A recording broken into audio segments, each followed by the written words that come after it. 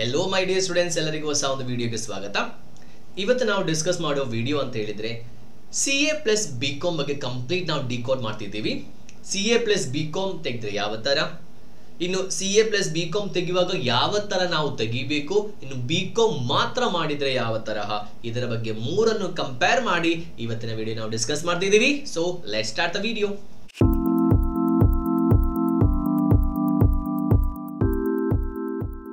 So ನಾವು ಮೂರು concept discuss ಮಾಡ್ತಿದ್ದೀವಿ.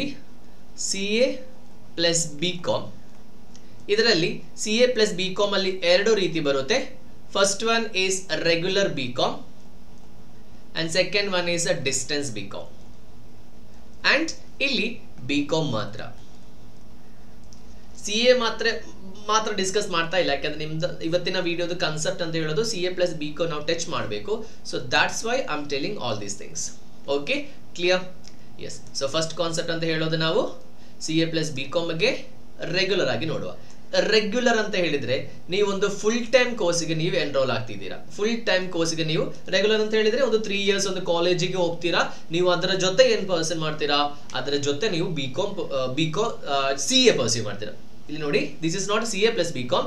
ರೆಗ್ಯುಲರ್ ಅಂತ ಹೇಳಿದ್ರೆ BCom plus CA. It means what, your first importance will be BCom and your second importance will be CA course.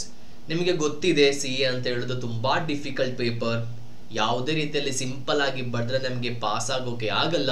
So ನೀವೇನ್ ಮಾಡಬೇಕು, BComಗೆ first importance ಕೊಟ್ರೆ ನೀವು ಹೊರಗಡೆ ಬರುವಾಗ ನಿಮಗೆ BCom ಇರುತ್ತೆ, ಆದರೆ CA ಫೌಂಡೇಶನ್ ಮಾತ್ರ ನೀವು ರಿಜಿಸ್ಟರ್ ಮಾಡಿರ್ತೀರಾ. ಈಗ CA ಫೌಂಡೇಶನ್ ಎಕ್ಸಾಮಿನೇಷನ್ ಎಲ್ಲ ತುಂಬಾ ಡಿಫಿಕಲ್ಟ್ ಆಗ್ತಾ ಇದೆ, ಅಷ್ಟು ಬೇಗ ಏನು ಪಾಸ್ ಆಗಲ್ಲ. ನೀವೇನ್ ಮಾಡ್ತೀರಾ, BCom ಕ್ಲಾಸಿಗೆ ಹೋಗ್ತೀರಾ, ಮತ್ತೆ ನೀವು ಆನ್ಲೈನ್ ಅಥವಾ ಈವ್ನಿಂಗ್ ಆಗಿ ನೀವು CA ಕೋರ್ಸ್ಗೆ ಹೋಗ್ತಾ ಇರಾ. ಅದರ ನಂತರ ನೀವೇನ್ ಮಾಡ್ತೀರಾ, CA ಎಕ್ಸಾಮಿನೇಷನ್ ಬರೀತೀರಾ, ನೀವು ಮತ್ತೆ ಪಾಸ್ ಆಗ್ತೀರಾ. ಸೊ ನಾನು ಯಾವುದೇ ರೀತಿಯಲ್ಲಿ ನಿಮ್ಮ ಬ್ರಿಲಿಯನ್ಸ್ ನಾನು ಜಡ್ಜ್ ಮಾಡ್ತಾ ಇಲ್ಲ. ಫಾರ್ ಎಕ್ಸಾಂಪಲ್, ನೀವು BCom ಮಾರ್ನಿಂಗ್ ಟು ಈವ್ನಿಂಗ್ ಕ್ಲಾಸಿಗೆ ಹೋಗ್ತೀರಾ, ಮನೆಯಲ್ಲೇ ಕೂತ್ಕೊಂಡು ನೀವು ಕಲಿತೀರಾ, ನೀವು CA ಪಾಸ್ ಆಗ್ತೀರಾ, that is one part. So what I am saying is, risk ತೆಗಿಬೇಡಿ. ಒಳ್ಳೆ ಒಂದು ಪ್ಲಾನಿಂಗ್ ಮಾಡಿದ್ರೆ ನಾವು ಯಾಕೆ ಅನ್ನೆಸೆಸರಿ ಅಟೆಂಪ್ಟ್ಸ್ ಕೊಡಬೇಕು? ಫಸ್ಟ್ ಅಟೆಂಪ್ಟ್ಸ್ ಅಲ್ಲಿ ನಾವು ಕ್ಲಿಯರ್ ಮಾಡಿದ್ರೆ it is great, right? So ನೀವು BCom ಪ್ಲಸ್ CA ಮಾಡೋದಕ್ಕೆ ನಾನು ಯಾವುದೇ ರೀತಿಯಲ್ಲಿ ಸಜೆಷನ್ ಮಾಡಲ್ಲ. So this is not a good thing. ಏನು, ನೀವು BCom ಮಾತ್ರ ಮಾಡಿದ್ರೆ ನಿಮ್ಗೆ ಗೊತ್ತಿದೆ, ನೀವು 3 ಅಥವಾ 4 years BCom ಮಾಡಿ ನೀವು ಹೊರಗಡೆ ಬಂದ್ರೆ ನಿಮ್ಗೆ ಯಾವ ತರ ನಿಮಗೆ ಜಾಬ್ ಸಿಗುತ್ತೆ? ನೀವು ಸಕ್ಸಸ್ಫುಲಿ ಕಂಪ್ಲೀಟ್ ಮಾಡಿರ್ತೀರಾ? So this is not a good option. ನಿಮಗೆ ಗೊತ್ತಿದೆ, ನಾನು ಹೇಳ್ಬೇಕಂತಿಲ್ಲ, ನಿಮಗೆ ಗೊತ್ತಿದೆ BCom ಮಾತ್ರ ಮಾಡಿದ್ರೆ ಯಾವುದಾದ್ರೂ ರೀತಿಯಲ್ಲಿ ನಮಗೆ ಉಪಕಾರ ಆಗುತ್ತೆ ಅಂತ ನಿಮಗೆ ಗೊತ್ತಾಗುತ್ತೆ. So the third option, what we are going to distance BComs. ಇಲ್ಲಿ ನಾವು ಕರೆಕ್ಟ್ ಆಗಿ ನಮ್ಮ ಟೈಟಲ್ ಅಲ್ಲಿ ಕೊಟ್ಟೋ ತರ CA ಪ್ಲಸ್ BCom ಮಾಡ್ತಿದ್ದೀವಿ. CA ಪ್ಲಸ್ BCom ಅಂತ ಹೇಳಿದ್ರೆ ಫಸ್ಟ್ ಪ್ರಿಫರೆನ್ಸ್ ನಾವು CAಗೆ ಕೊಡ್ತೀರಾ, ಸೆಕೆಂಡ್ ಇಂಪಾರ್ಟೆನ್ಸ್ ನಾವು BComಗೆ ಕೊಡ್ತಿದ್ದೀವಿ. ಸೊ ಇಲ್ಲಿ ನೀವೇನ್ ಮಾಡ್ತೀರಾ, ಫಸ್ಟ್ ನೀವು ಇದರ ಸ್ಟೆಪ್ ನಾನು ಹೇಳ್ತೀನಿ. ಫಸ್ಟ್ ನೀವು CA ಫೌಂಡೇಶನ್ ರಿಜಿಸ್ಟರ್ ಮಾಡ್ತೀರಾ. CA ಫೌಂಡೇಶನ್ ರಿಜಿಸ್ಟರ್ ಮಾಡಿ ಆದ್ಮೇಲೆ ರಿಜಿಸ್ಟರ್ ಮಾಡ್ತೀರಾ.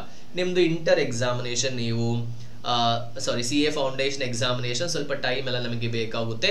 ನಾವು ಜನವರಿ 2026 ಅಲ್ಲಿ ನೀವೇನ್ ಮಾಡ್ತೀರಾ, ಜನವರಿ 2026 ಅಲ್ಲಿ ನೀವು CA ಫೌಂಡೇಶನ್ ಬರೀತೀರಾ. ಫಾರ್ ಎಕ್ಸಾಂಪಲ್, ಈ ಒಂದು ಫೇಲ್ ಆದ್ರೂ ನಮಗೆ ಮೇ 2026 ಅಲ್ಲಿ ಬರುತ್ತೆ, ನಾವು ಅದನ್ನು ಕಂಪ್ಲೀಟ್ ಮಾಡ್ತೀವಿ. ಆಗ ಈ ಡಿಗ್ರಿ ಸ್ಟೂಡೆಂಟ್ಸ್ ಇದು ಏನಾಗಿರುತ್ತೆ, ಫಸ್ಟ್ ಇಯರ್ ಆಗಿರುತ್ತೆ. ಈಗ ನೋಡಿ, ನಾವು BComಗೆ ರಿಜಿಸ್ಟ್ರೇಷನ್ ಮಾಡಿಲ್ಲ, 2026 ಆಗುವಾಗ ನಮ್ಮ ಹತ್ರ ಏನು ಮಾತ್ರ ಇದೆ, ನಮಗೆ CA ಫೌಂಡೇಶನ್ ಮಾತ್ರ ಇದೆ. ನೆಕ್ಸ್ಟ್ ನಾವು ಏನು ಬರೀತೇವೆ, ನೆಕ್ಸ್ಟ್ ನಾವು CA ಇಂಟರ್ ಬರೀತೀವಿ. ಸೊ CA ಇಂಟರ್ ಬರೆಯುವಾಗ ನಿಮಗೇನು 6 ಪೇಪರ್ಸ್ ಬರುತ್ತೆ. ನೀವು CA ಇಂಟರ್ ನಾವು ಬರೀತೀವಿ. ಈ CA ಇಂಟರ್ ಪ್ಲಸ್ ನಾವೇನ್ ಮಾಡ್ತೀವಿ, ಡಿಸ್ಟೆನ್ಸ್ ಆಗಿ ಒಂದು BComಗೆ ಜಸ್ಟ್ ಒಂದು ರಿಜಿಸ್ಟರ್ ಮಾಡಿರ್ತೀವಿ. ಯಾವುದೇ ರೀತಿಯಲ್ಲಿ ಇಗ್ನೋ ಯೂನಿವರ್ಸಿಟಿ ಆಗಿರ್ಬೋದು ಅಥವಾ ಮಣಿಪಾಲ್ ಯೂನಿವರ್ಸಿಟಿ, ಸೆವರಲ್ ಇನ್ಸ್ಟಿಟ್ಯೂಟ್ಸ್ ಇದೆ. IGNOU is the best institute. ಅಲ್ಲಿ I am not suggesting, but I am saying, ನೀವೇನ್ ಮಾಡ್ತೀರಾ, BCom ಅಥವಾ ಯಾವುದೇ ಡಿಗ್ರಿ ನೀವು ರಿಜಿಸ್ಟರ್ ಮಾಡಿ ಇಡ್ತೀರಾ. ನೀವು ಮೇನ್ ಫೋಕಸ್ ಏನು, CA ಇಂಟರ್ ಎಕ್ಸಾಮಿನೇಷನ್ ನೀವು ಬರೀತಾನೆ ಇದ್ದೀರಾ, ಅವ್ರದ್ದು ಡಿಗ್ರಿ ಆಗ್ತಾನೇ ಇದೆ. ಇವರದ್ದು ಡಿಗ್ರಿ ಪ್ಲಸ್ CA ಆಗ್ತಾ ಇದೆ, ಡಿಗ್ರಿ ಪ್ಲಸ್ CA ಆಗ್ತಾ ಇದೆ, ನಿಮ್ದು ಮಾತ್ರ CA ಪ್ಲಸ್ ಡಿಗ್ರಿ ಆಗ್ತಾ ಇದೆ. ಸೊ ನೀವು CA ಇಂಟರ್ ಎಲ್ಲ ಬರೀತೀರಾ. ಇವರದ್ದು 3rd ಇಯರ್ ಆಗುವಾಗ ನೀವೀಗ 1 ಬಾರಿ 2 ಬಾರಿ ಬರ್ದ್ರು ನಿಮ್ದು CA foundation complete, CA inter complete, and ನಿಮ್ದು BCom ಎಷ್ಟು ವರ್ಷ ಆಗಿರುತ್ತೆ, 2 years ಆಗಿರುತ್ತೆ. ಈಗ ನೀವು ಕಂಪೇರ್ ಮಾಡಿ, ಇದನ್ನು ಕಂಪೇರ್ ಮಾಡುವಾಗ ನಿಮ್ಮ ಹತ್ರ ಏನಿದೆ, ಇವರ ಹತ್ರ ಏನಿದೆ, ನಿಮ್ಮ ಹತ್ರ ಫಸ್ಟ್ CA ಫೌಂಡೇಶನ್ ಇದೆ, CA ಇಂಟರ್ ಇದೆ, ಓಕೆ, ಮತ್ತೆ BCom 2 years ಆಗಿದೆ. ಇವರ ಹತ್ರ BCom 3 years ಮಾತ್ರ ಇದೆ. ಸರಿ, BCom ರೆಗ್ಯುಲರ್ ಕಲ್ತರು ಡಿಸ್ಟೆನ್ಸ್ ಕಲ್ತರು ಯಾವುದೇ ರೀತಿಯಲ್ಲಿ ಯಾರು ನಿಮಗೆ ಕೇಳಲ್ಲ ನೀವು ಯಾವ ಕಾಲೇಜಲ್ಲಿ ಕಲ್ತಿದ್ದೀರಾ BCom. It is ultimately BCom, bachelor of commerce. It is not possible to differentiate a person. ನೀವು ಆ ಕಾಲೇಜಲ್ಲಿ ಕಲ್ತಿದ್ದೀರಾ, ಇಲ್ಲಿ ಡಿಸ್ಟೆನ್ಸ್ ಆಗಿ ಕಲ್ತಿದ್ದೀರಾ, ಅದೇನು ಇಲ್ಲ, ನೀವು BCom ಪಾಸ್ ಆಗಿದ್ದೀರಾ ಅಷ್ಟೇ. ಸರ್ಟಿಫಿಕೇಟ್ ಡಸಂಟ್ ನಾನು ಯಾವುದೇ ರೀತಿಯಲ್ಲಿ ಈ ಒಂದು ಕೋರ್ಸ್ ನಾವು ಡಿಗ್ರೇಡ್ ಮಾಡೋದಲ್ಲ. I am saying what is actual plan we have to do. Correct ಆಗಿ ನಾನು ಮಾಡಿದ ಮಿಸ್ಟೇಕ್ಸ್ ನೀವು ಮಾಡಬಾರ್ದು. So I have given lot of importance to degree. ಮತ್ತೆ ಅದರ ನಂತರ direct entry. Direct entry is a great thing, no worries. ಈಗ ನೀವು ದ್ವಿತೀಯ PUC ಅಲ್ಲಿ ಇದ್ರೆ don't wait up to completion of degree complete ಮಾಡೋ ತರ ನೀವು ವೇಟ್ ಮಾಡಬೇಡಿ.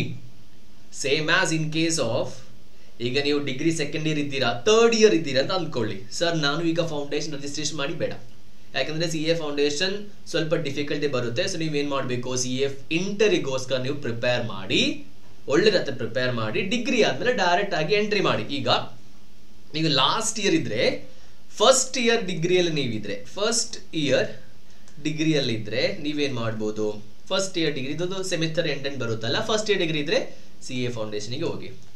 ನೀವು ಸೆಕೆಂಡ್ ಇಯರ್ ಡಿಗ್ರಿಯಲ್ಲಿದ್ರು 2 ಆಪ್ಷನ್ ಇದೆ, ನಿಮಗೆ CA ಫೌಂಡೇಶನ್ ಬರೀಬಹುದು ಅಥವಾ ನಿಮಗೆ ಡೈರೆಕ್ಟ್ ಎಂಟ್ರಿಗೆ ವೆಯ್ಟ್ ಮಾಡ್ಬೋದು. ಸೊ ನಿಮ್ಮ ಬ್ರಿಲಿಯನ್ಸ್ ಯಾವ ಥರ ಇದೆ ಆ ಥರ ನೋಡಿ. ಥರ್ಡ್ ಇಯರ್ ಡಿಗ್ರಿಯಲ್ಲಿ ಇದ್ರೆ ನಾನು ಯಾವತ್ತೂ ನಿಮಗೆ ಸಜೆಸ್ಟ್ ಮಾಡ್ತಾ ಇಲ್ಲ, ನೀವು ಡೈರೆಕ್ಟ್ ಆಗಿ CA ಇಂಟರಿಗೆ ನೀವು ಎನ್ರೋಲ್ ಮಾಡ್ಬೋದು. ಅದು ಪರ್ಸೆಂಟೇಜ್ ಇದೆ, 55+% ನಮಗೆ ಮಾರ್ಕ್ಸ್ ಬೇಕಾಗುತ್ತೆ. ಅದಿದ್ರೆ ಮಾತ್ರ ನಮಗೆ ಏನಾಗುತ್ತೆ, ನಿಮಗೆ ಎನ್ರೋಲ್ ಮಾಡ್ಬೋದು. ಅದು ಕರೆಕ್ಟಾಗಿ ನಾವು ತಿಳಿದಿರಬೇಕು. ಈಗ ನೀವು BCom ಮಾತ್ರ ಅಲ್ಲ, ಫಾರ್ ಎಕ್ಸಾಂಪಲ್ ನೀವೀಗ ನಾನ್ ಕಾಮರ್ಸ್, ಫಾರ್ ಎಕ್ಸಾಂಪಲ್ ಈಗ ಕಾಮರ್ಸ್ ಡಿಗ್ರಿ ಮಾಡ್ತಾ ಇದ್ರೆ ನೀವು ಡೈರೆಕ್ಟ್ ಎಂಟ್ರಿ ಮಾಡಬೇಕಿದ್ರೆ, so you must have 55% of marks. So ಈಗ ನೀವು ಸೆಕೆಂಡ್ ಇಯರ್ ಡಿಗ್ರಿ ಇದ್ರೆ, ಥರ್ಡ್ ಇಯರ್ ಡಿಗ್ರಿ ಇದ್ರೆ ನಿಮ್ಮದು ಅಗ್ರಿಗೇಟ್ 55% ಬರುತ್ತೆ ಅಂತ ನೀವು ಕರೆಕ್ಟಾಗಿ ಪ್ಲಾನ್ ಮಾಡಿಕೊಳ್ಳಿಲ್ಲ ಅಂತ ಹೇಳಿದರೆ ನಿಮ್ಮದು ಡಿಗ್ರಿ ಆದರೂ ನೀವು ಏನು ಮಾಡಬೇಕು, CA ಫೌಂಡೇಶನ್ಗೆ ಬರಬೇಕು. ಸೊ ನಿಮ್ದು ಆ ಒಂದು ಎಂಟೈರ್ ಪ್ಲಾನೇ ನಿಮಗೆ ಚೇಂಜ್ ಆಗುತ್ತೆ. ಆ್ಯಂಡ್ ನಾನ್ ಕಾಮರ್ಸ್ ಆದರೆ, ಈಗ ನೀವು ಸೈನ್ಸ್ BSc ಆ ಥರ ಎಲ್ಲ ಬರೋದಾದರೆ you must have 60% of marks. So ನಿಮ್ಮದು BCom ನೀವು ಏನೋ ತಪ್ಪಿ ನೀವು BCom ಫುಲ್ ಕಂಪ್ಲೀಟ್ ಮಾಡ್ತಾ ಇದ್ದೀರಾ, ನೀವು ಅದರ ನಂತರ ನೀವು CA ಮಾಡಲಿಕ್ಕೆ ಪ್ಲಾನ್ ಇದ್ದರೆ, remember you must have this minimum number of average marks. So ಈಗ ನೀವು ಏನಾದರೂ ನೀವು ಸಣ್ಣ ರೀತಿಯಲ್ಲಿ ಕಲಿತಾ ಇದ್ರೆ ಸ್ವಲ್ಪ ಒಳ್ಳೆಯದಾಗಿ ಕಲಿತು ನೀವು ಈ ಒಂದು ಆವ್ರೇಜ್ ಮಾರ್ಕ್ಸ್ ಸಿಗಲಿಕ್ಕೆ ನೀವು ಟ್ರೈ ಮಾಡಲೇಬೇಕು. ಇಲ್ಲ ಅಂತ ಹೇಳಿದ್ರೆ 3 ವರ್ಷ ನಮ್ಮದು ಮತ್ತೆ ನಾವು ಫೌಂಡೇಶನ್ಗೆ ಹೋಗಿ, foundation is I am not saying it is easy paper, it is difficult paper. So ನಿಮಗೆ ಅದರ ಡಿಫಿಕಲ್ಟಿ ನಿಮಗೆ ಅರ್ಥ ಆಗುತ್ತೆ. ಸೊ ಅದನ್ನು ಅರ್ಥ ಮಾಡಿಕೊಂಡು ಕರೆಕ್ಟಾಗಿ ನೀವು ಡಿಗ್ರಿ ಕಂಪ್ಲೀಟ್ ಮಾಡಬೇಕು. ಈಗ ನಿಮ್ಮದು ದ್ವಿತೀಯ PUC ಮಾತ್ರ ಆದರೆ ಅದೇ ತರಹ ನೀವು ಪ್ಲಾನ್ ಮಾಡಿದ್ರೆ ಈ ಥರ ಡಿಸ್ಟೆನ್ಸ್ ಅಥವಾ ನಿಮಗೆ ಯಾವುದಾದ್ರೂ ಯೂನಿವರ್ಸಿಟಿ ಹೋಗ್ಬೋದು, ಇಗ್ನೂ ಹೋಗಿರ್ಬೋದು, ನಿಮಗೆ ಮಣಿಪಾಲ್ ಯೂನಿವರ್ಸಿಟಿ, ಯಾವುದೇ ಯೂನಿವರ್ಸಿಟಿ ಸೆಲೆಕ್ಟ್ ಮಾಡ್ಕೊಂಡು I am not suggesting anything, ಒಳ್ಳೆಯದು ಸೆಲೆಕ್ಟ್ ಮಾಡಿ. ಈಗ CA ಫೌಂಡೇಶನ್ ನೀವು ಬರೀಲಿಕ್ಕೆ ಅಷ್ಟು ಪ್ಲಾನ್ ಇದ್ರೆ ನೀವು CA ಫೌಂಡೇಶನ್ ರಿಜಿಸ್ಟ್ರೇಷನ್ ಮಾಡಿ, ನೆಕ್ಸ್ಟ್ ಎಕ್ಸಾಮಿನೇಷನ್ ನೀವು ಬರೀರಿ, ಪಾಸ್ ಆಗಿ, ಅದರ ಜೊತೆ ಡಿಸ್ಟೆನ್ಸ್ ಕೋರ್ಸ್ ನೀವು ಸೆಲೆಕ್ಟ್ ಮಾಡಿ, ನಿಮ್ಮದು ಡಿಗ್ರಿನೂ ಆಗುತ್ತೆ, ನಿಮ್ಮದು CAನೂ ಆಗುತ್ತೆ. So all the very best. ನಿಮಗೆ ವಿಡಿಯೋ ಇಷ್ಟ ಆಯಿತು ಅಂತ ನಾನು ಅನ್ಕೊಳ್ತಿದ್ದೀನಿ. ಈ ಚಾನಲ್ ನೀವು ಸಬ್ಸ್ಕ್ರೈಬ್ ಮಾಡಿಲ್ಲ ಅಂದರೆ ಚಾನಲನ್ನು ಸಬ್ಸ್ಕ್ರೈಬ್ ಮಾಡಿ, ಯಾಕಂದರೆ ಕನ್ನಡದಲ್ಲಿ ನಾವು ಫುಲ್ ಡೀಟೇಲ್ಸ್ ಕೊಡ್ತಾ ಇದ್ದೀವಿ. ನಿಮ್ಮ ಫ್ರೆಂಡ್ಸ್ ಯಾರಾದರೂ CA ಫೌಂಡೇಶನ್ ಅಥವಾ CA ಕೋರ್ಸ್ ಸೆಲೆಕ್ಟ್ ಮಾಡಲಿಕ್ಕೆ ಪ್ಲಾನ್ ಮಾಡ್ತಾ ಇದ್ದರೆ ಅವರಿಗೂ ಈ ವಿಡಿಯೋವನ್ನು ಶೇರ್ ಮಾಡಿ, ವಿಡಿಯೋ ಲೈಕ್ ಮಾಡಿ. ಸೊ ನಮಗೆ ಮುಂದಿನ ವಿಡಿಯೋದಲ್ಲಿ ನೋಡುವ. Thank you.